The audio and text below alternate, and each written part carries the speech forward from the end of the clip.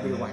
I am Sharon Chloe J. Labayani, and I hope that we are all doing great today, for we are to hold our first webcast together with BSED Sciences and Filipino majors with the topic Communicating Authentic Assessment Result. To formally start, may I request Mr. Francis Leo Abanza, a BSED Sciences student, for his welcoming remarks. Hello, Welcome to BSED Filipino and BSED Sciences virtual event. I am Francis Leo E. Abanza of Sorsogon State University, Bachelor of Secondary Education, major in Science. And I'm super excited to have you here.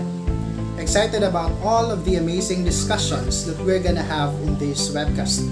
We also appreciate the opportunity given to us by Mrs. Maria Flora J. Renovalles for letting us conduct this webcast.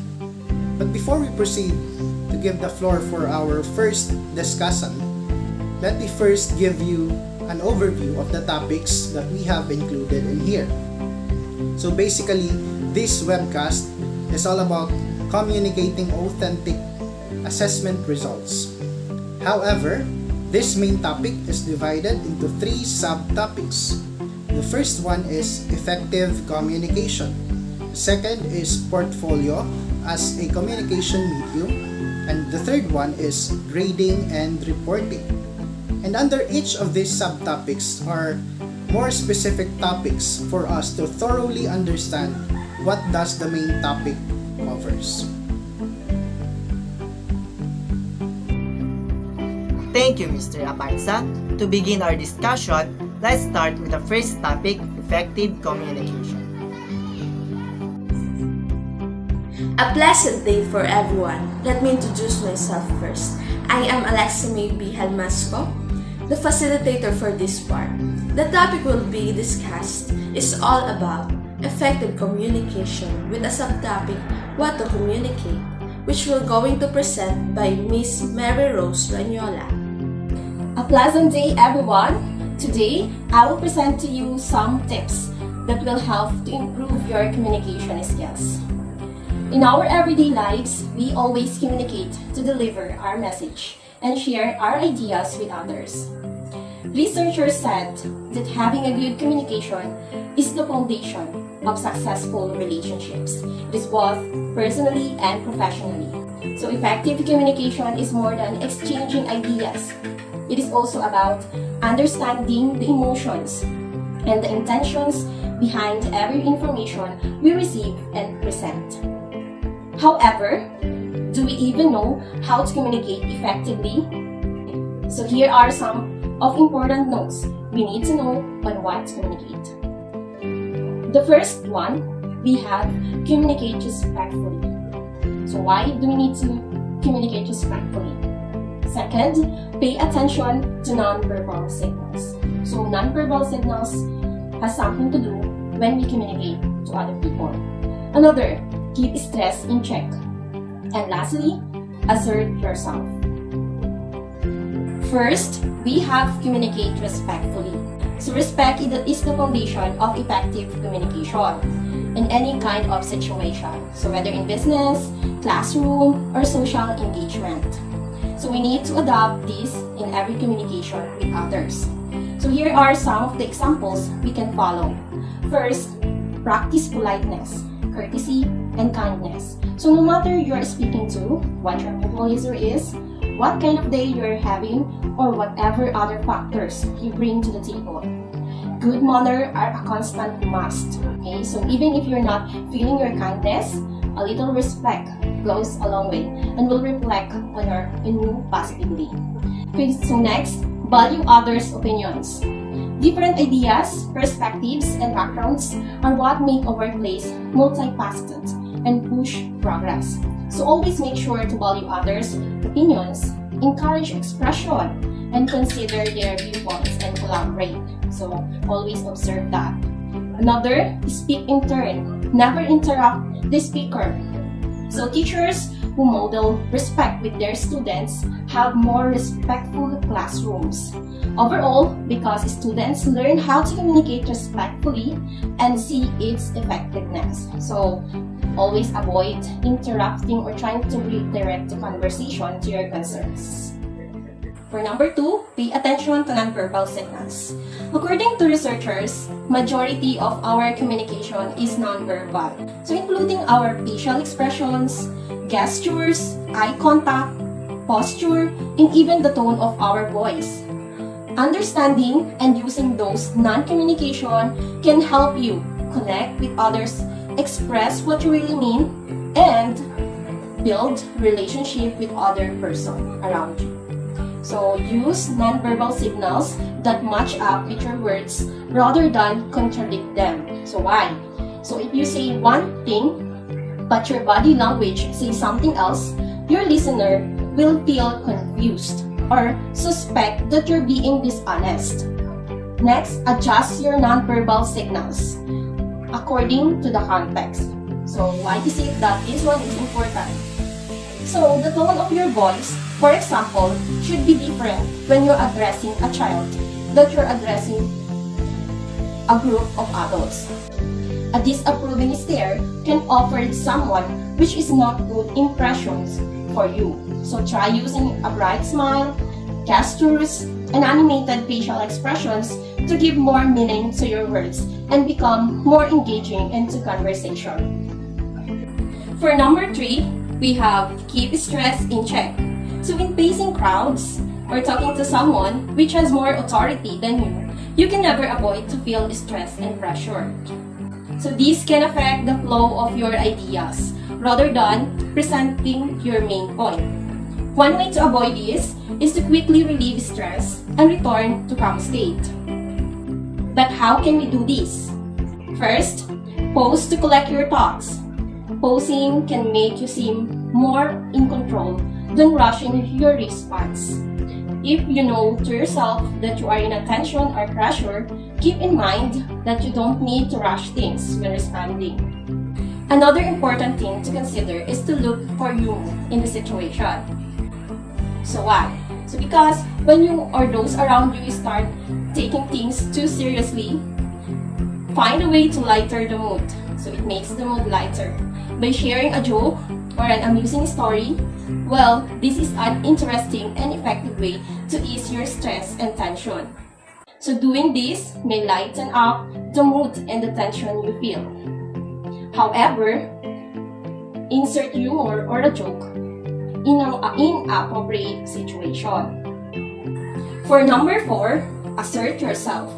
Being assertive means expressing your thoughts, feelings, and needs in an open and honest way, while standing up for yourself and respecting others. So it does not mean you're being hostile, aggressive, or demanding.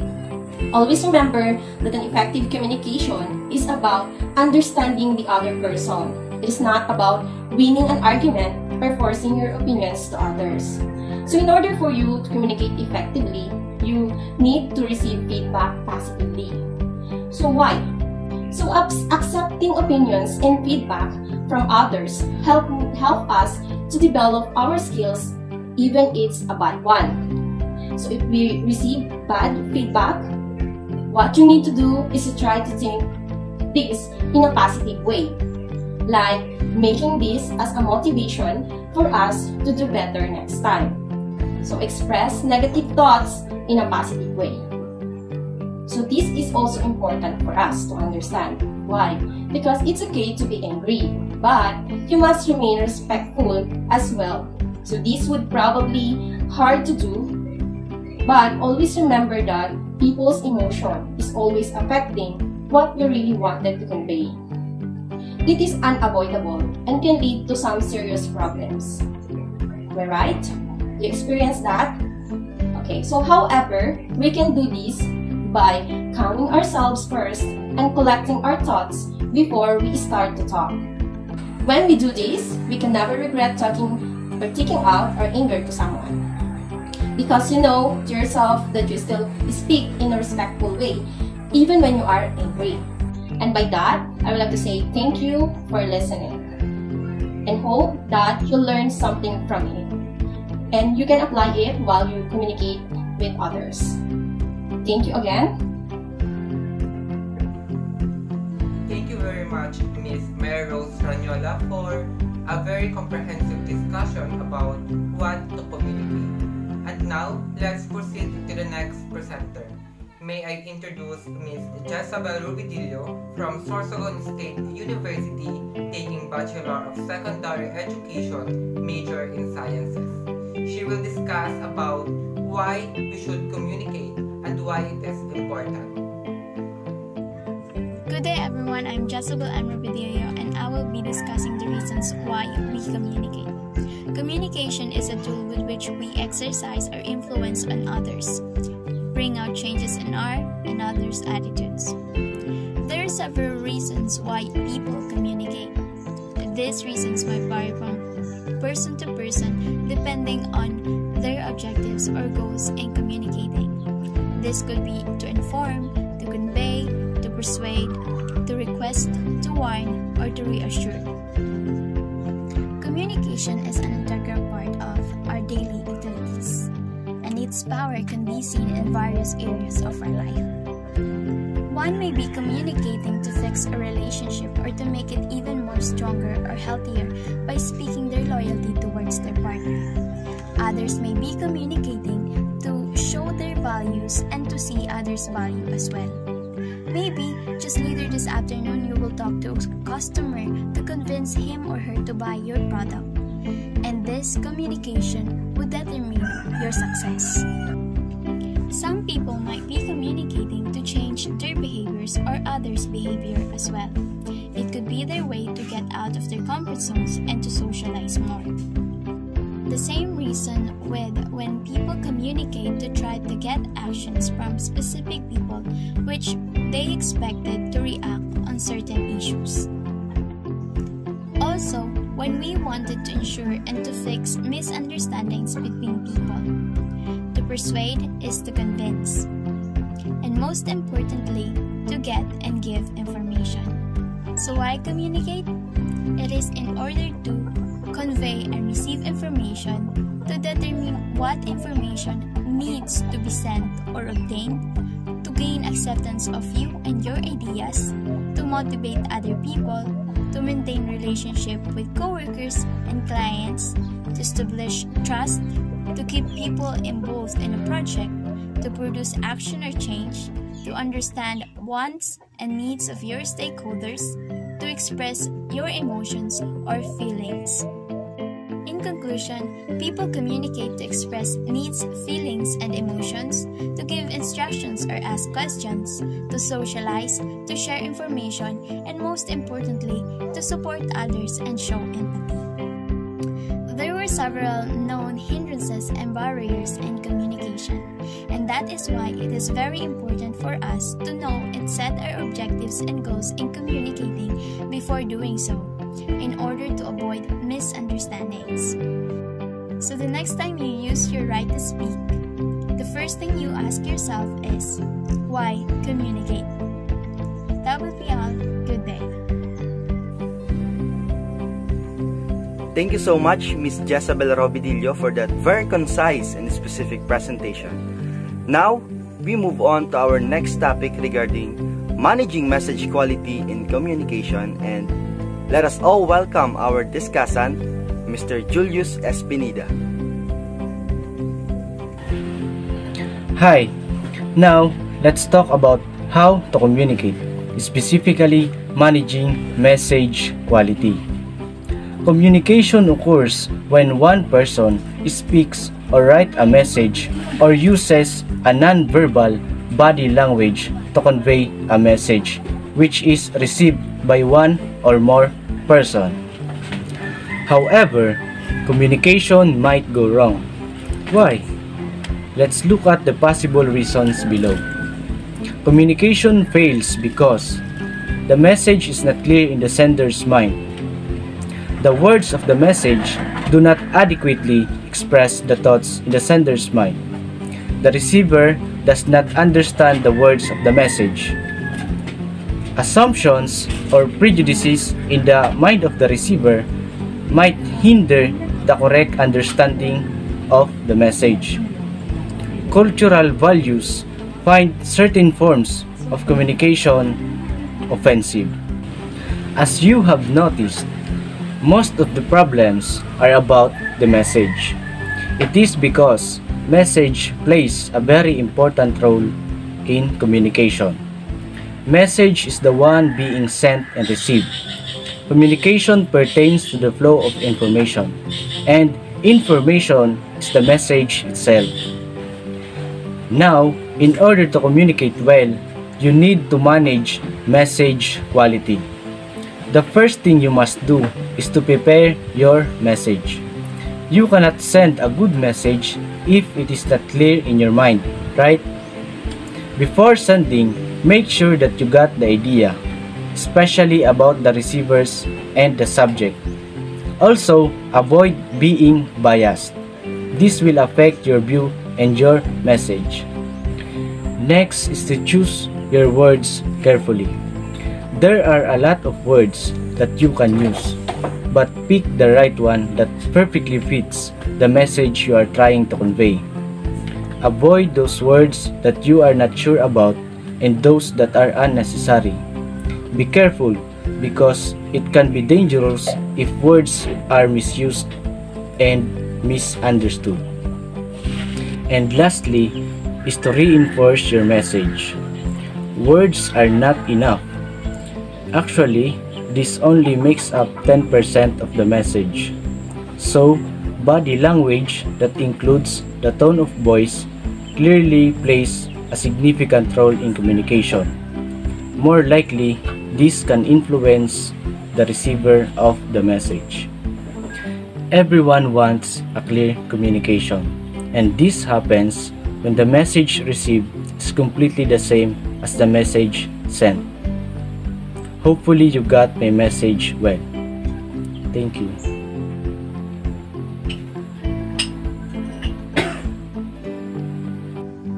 Thank you for that wonderful and very comprehensive discussion. That was indeed significant and interesting topic. So for our next speaker, we have Miss Rachel M. Juneda to give us some information and a short discussion with her topic, How to Communicate, Managing Interpersonal Dynamics. Hello everyone, this is Rachel Juneda from BSED-SCIFIL, and I am tasked to present the topic in the How to Communicate series entitled Managing Interpersonal Dynamics. Are you ready? Let's start. But first, to kickstart our discussion, let's discuss what interpersonal dynamic is.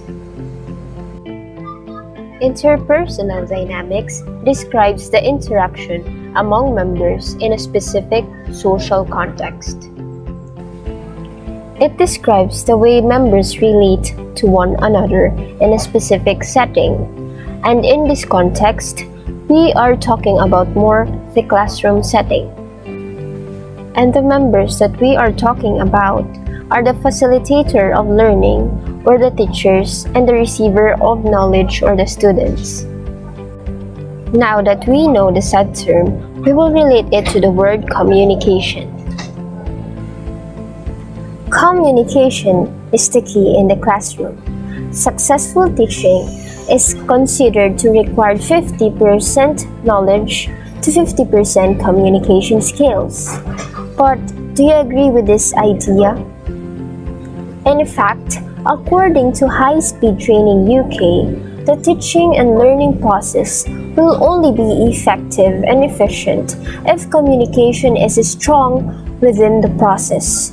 The teacher must be proficient in using the 4 modes of communication, and that is reading, writing, listening, and speaking. Introducing the lesson or knowledge is not enough to have an effective and fruitful teaching, because the way the teacher communicates and connects with the students is the key. Being able to do this has been proven to impact the success of students in their academic lives as well as teachers' own career success. But we need to note that managing this interpersonal dynamics is not a piece of cake.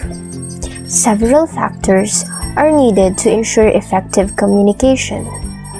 First, we need to remember that humans are sensitive to body language, facial expression, posture, movement, and the tone of voice, and many more.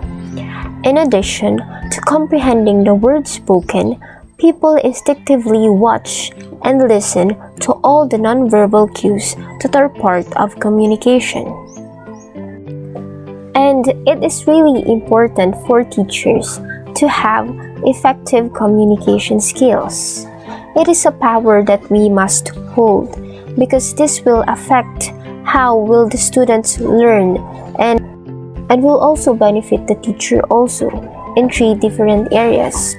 When communicating to students, second, their parents, and third, their colleagues. But wait no more, here are some strategies that we've collected to ensure effective communication skills. First, we need to create a safe learning environment with supportive relationships. Why? Because communication is critical for fostering a positive learning environment, where all students will have active participation and engagement. Teachers should get to know their students and support them always to boost their confidence. Second, more teamwork. Teamwork, teamwork, teamwork. Teamwork activities leads to more interaction for students and teachers. They cannot just share their ideas, but also practice communication skills.